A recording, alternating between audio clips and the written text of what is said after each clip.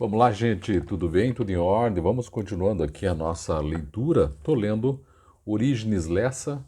É um escritor, eu tenho a impressão que é mais dos anos 70, 70 e 80, se eu não me engano. Foi um grande escritor brasileiro. Ele é pouco falado, mas tem obras sensacionais. Em cada vídeo aí tem a bibliografia do Orígenes Lessa. A ideia aqui é divulgar a sua obra, divulgar esse excelente romance, que é o Evangelho de Lázaro, que eu estou lendo, porque merece. Quero ver se trago outras obras dele, não sei ainda, preciso localizar, para a gente trazer aqui para o nosso canal. Legal? Bom, o texto de hoje, que eu estou fazendo na sequência, é só você dar uma olhada, porque tá tudo sequencialmente, tá, né? Eu coloquei através de números aí. Trata de Lázaro. O Evangelho de Lázaro é um escrito que o Lázaro também faz, como João fez, como Lucas, Marcos, na Bíblia, né? Mas é um evangelho que o próprio Lázaro diz que não foi dele que escreveram, mas ele também está escrevendo um aqui, segundo a boca do Orígenes Lessa, segundo o romance que o Orígenes Lessa está escrevendo em nome do Lázaro, evidentemente, que é uma obra de ficção baseada naquela Lázaro bíblico, naquele Lázaro histórico, um Lázaro assim super angustiado e por muitas vezes incomodado pelo fato dele ter sido, da vida dele ter sido retomada, né? Você lembra?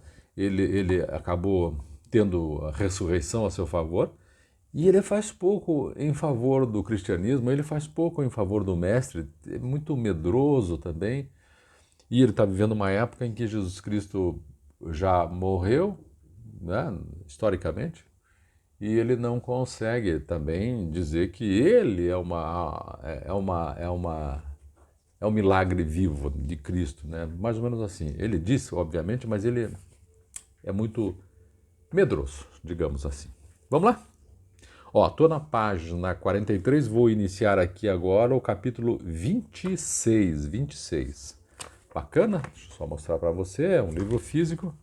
Vamos lá, estamos mais ou menos na metade, porque são 88, eu estou chegando na metade do livro. Vamos lá.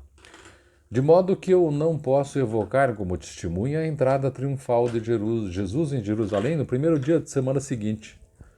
Por longe eu andava, sei que a multidão vibrara numa alegria feita de incompreensão. Pouquíssimos naquela oportunidade, seguramente nem Marta, nem Maria, nem os discípulos mais chegados sabiam estar aclamando não um rei para um reino da terra, mas no céu. Quando o povo, agitando ramos de palmeira e tapizando o caminho com seus mantos e vestidos, aclamava o rei de Israel.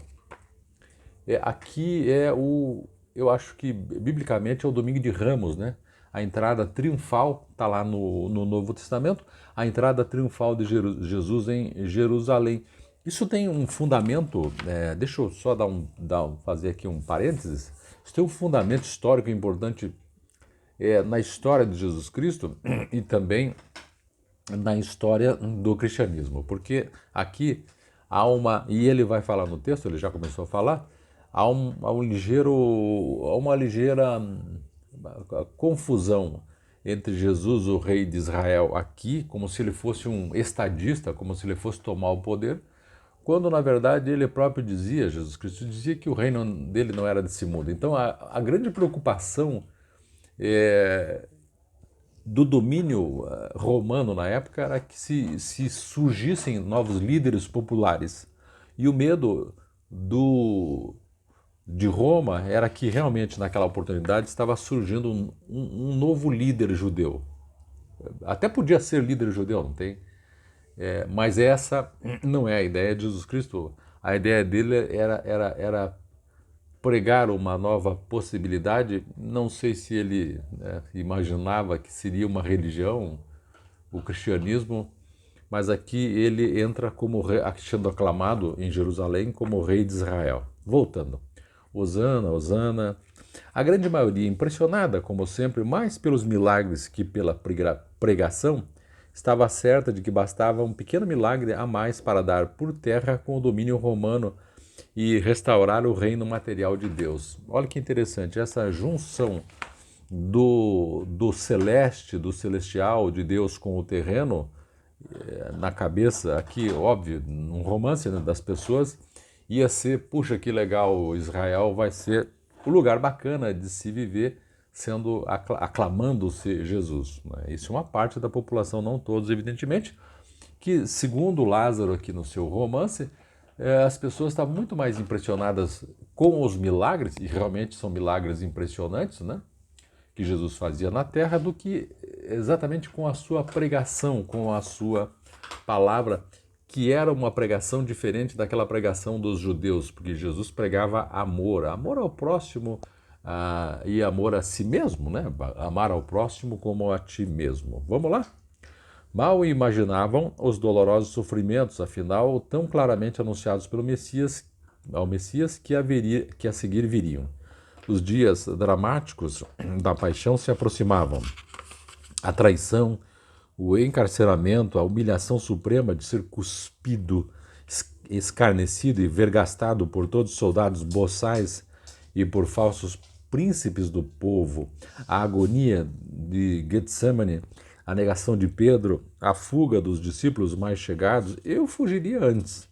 Meu Deus, eu fugiria antes dos outros. Ele dizendo, né? O julgamento infamante, o mesmo povo decepcionado por ver preso seu rei, aí clamando por libertar Barrabás e crucificar Jesus. E a caminhada dolorosa para o Calvário, alguns poucos fiéis acompanhando a distância, completamente desiludidos na sua e nossa triste incompreensão de míseros humanos. E a cruz, afinal, dois ladrões, um à direita, outro à esquerda, e um deles, por um desses mistérios insondáveis da providência, mostrando ao morrer que estava muito mais perto espiritualmente de Jesus do que todos nós que durante 3 anos havíamos manuseado provas cotidianas da grandeza da sua missão. Bom, se até o Lázaro, amedrontado com a situação, se escondia, né? Não, e o Lázaro que teve um grande milagre acontecido na vida dele.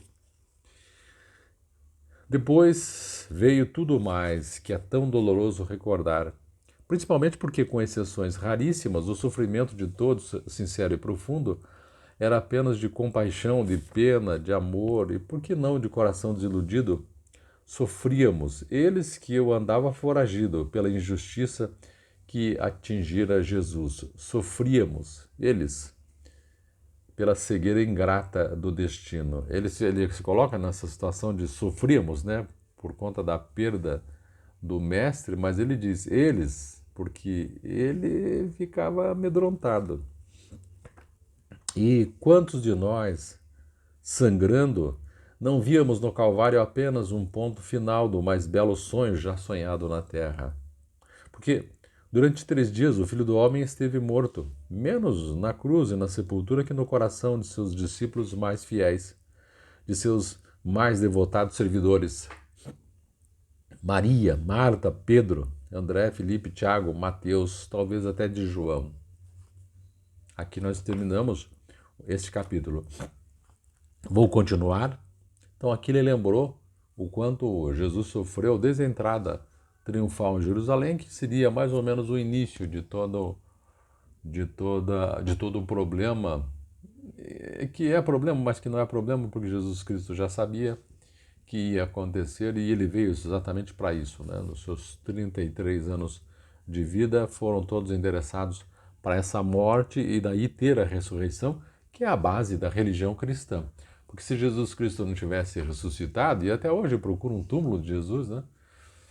Você não teria o cristianismo do jeito que ele é estabelecido na ressurreição de Cristo, né? Que é o último grande, entre aspas, milagre, se é que a gente pode dizer que foi ele que fez e não Deus, exatamente. Mas enfim, a obra toda de Jesus Cristo termina terrenamente, né? Aqui na Terra, ali com a ressurreição, depois começa um mundo espiritual, onde obviamente ele também, é só ler também os evangelhos, né? Ele continua fazendo os seus milagres. Voltando aqui, eu acho que eu vou um pouco mais adiante para aproveitar a oportunidade. capítulo 27, página 44, estamos exatamente no meio do livro. Deus meu, por que me abandonaste? É a célebre frase, né, de Jesus na, lá na cruz. E eu diria, muitas pessoas dizem assim, que essa é a afeição mais humana de Jesus, porque ele se sente abandonado, né? Ele fala de Deus,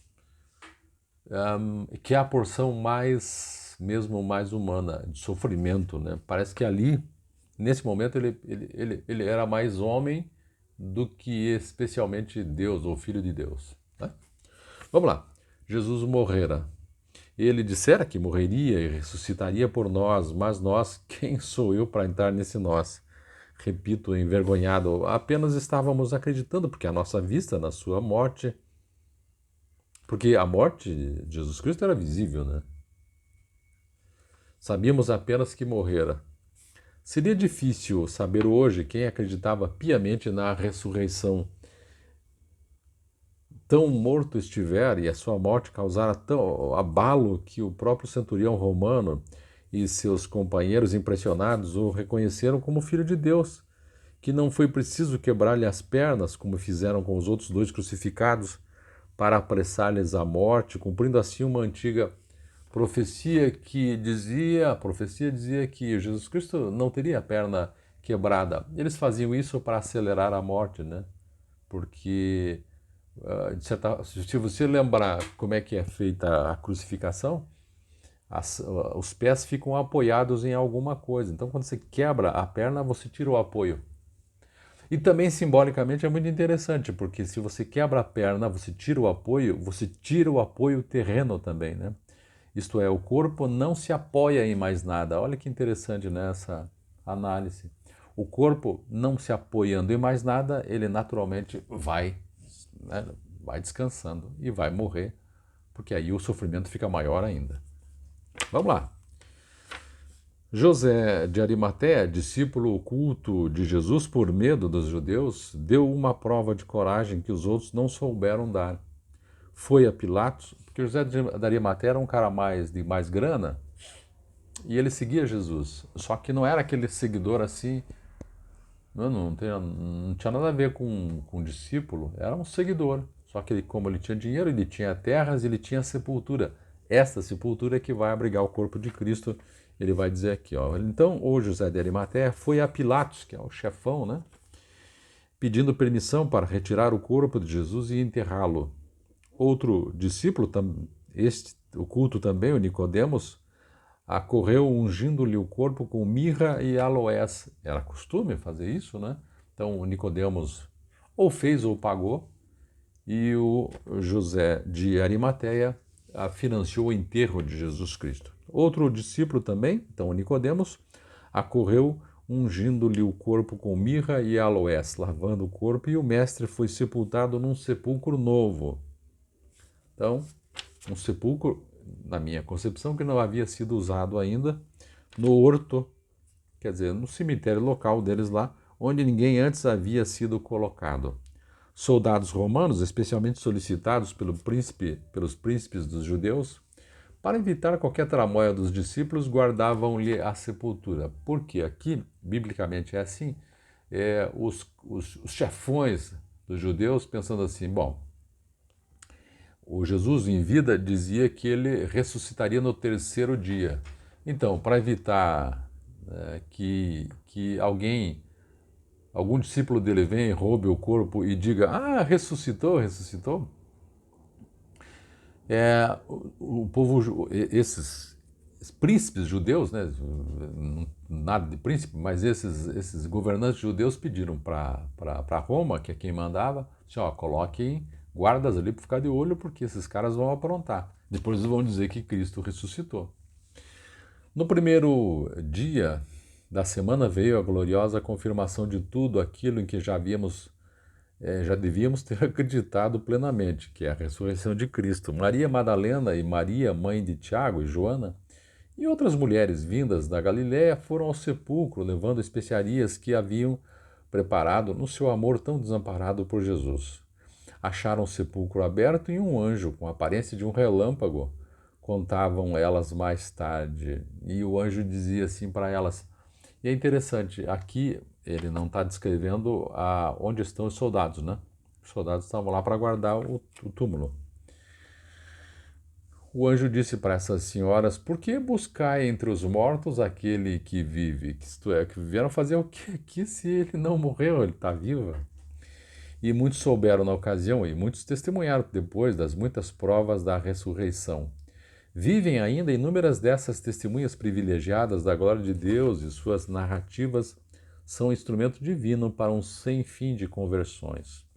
Outros pagaram com perseguição, com prisões, até com a vida, o vivo e maravilhoso testemunho. Eu, Lázaro, sei que Jesus morreu. Eu, Lázaro, sei que Jesus ressuscitou.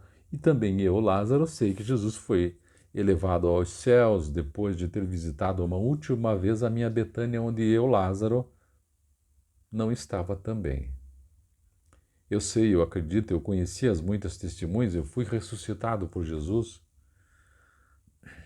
fui salvo por Ele, sei que estou salvo apesar dos meus pecados, mas sei da morte, da ressurreição, da ascensão de Jesus por ouvir contar. Não tive fé nem forças bastantes para o ver pessoalmente. Tantos anos depois, recordo sempre a minha omissão, minha ingrata covardia, que só um Deus misericordioso poderia perdoar. Todos sabem que antes de me chamar da sepultura, Jesus chorou. Penso às vezes que chorou por isso mesmo, por saber quão longe eu estava e estaria sempre de merecer o que fazia por mim. É interessante essa passagem, porque realmente, biblicamente, Jesus chorou antes quando soube da morte do Lázaro, porque ele era chegado do Lázaro, chegado dessa família. E o Lázaro agora se penitencia, porque ele até imagina, no romance, evidentemente, Jesus deve ter chorado justamente por saber que vai fazer esse milagre e eu não estou nem aí, porque vou ficar na minha, vou ficar medroso, amedrontado, até de falar o nome dele na frente dos outros e de pregar a boa palavra dele. Lázaro perdeu uma chance muito boa, né, até historicamente, não esse aqui do romance, mas o Lázaro histórico lá da Bíblia, de fazer um pouco mais pela história do cristianismo, pela história de Jesus. Enfim, ponderações à parte. Esta é a leitura de hoje. Te espero no próximo vídeo, onde nós continuaremos. Estou na página 45 e vou iniciar, se der tudo certo, a página 28 deste extraordinário romance, O Evangelho de Lázaro, de Orígenes Lessa, que eu espero que você esteja gostando do jeito de leitura, que não é uma leitura linear, é uma leitura com muita participação minha, mas é uma leitura que eu particularmente gosto de fazer para você. Legal? Então deixe seu like, seu comentário e inscreva-se aí no nosso canal. Um abraço, até o próximo vídeo.